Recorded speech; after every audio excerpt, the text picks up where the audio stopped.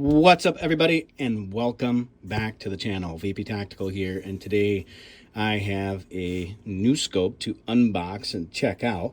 This one happens to be by a company called CVLIFE. You may have seen them floating around on Amazon. It appears that this brand is gaining some traction within the industry, and I wanted to check out what they had to offer.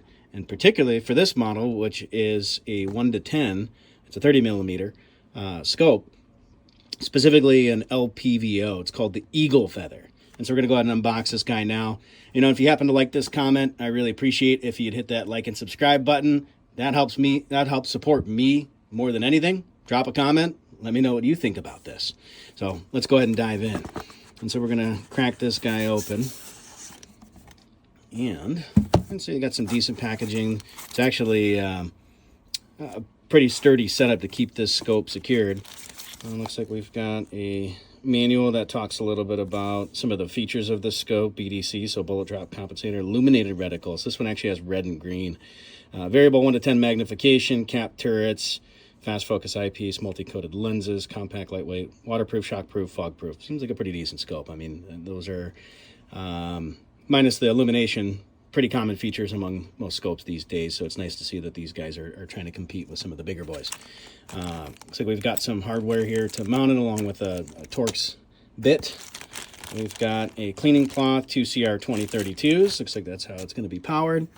We have the actual LPVO slash scope itself, and it's really cool. Looks like we've already got those what would normally be bikini filters on there actually built right in, so that yellow filter, and looks like this is just a clear one on the front. So lens caps, which is kind of a nice feature, especially if you're working out in the elements. That could certainly be handy. I like that little throw lever that they put on here too. Yeah, it looks like it's relatively easy to adjust. And with these, let's take a look at these turret style caps. Okay, so you can do the adjustments on here and then set this back to 0, so that's actually really handy. A feature you normally see on a little bit more expensive scopes, if you will. And then of course our illumination settings, so off 1 through 5 for red, and then looks like we also have 1 through 5 for green as well. Pretty cool. Let's take apart the rest of the box here, and let's see what's down here on the bottom. And it looks like they sent us or what was included was a cantilever mount for this particular scope, so pretty cool.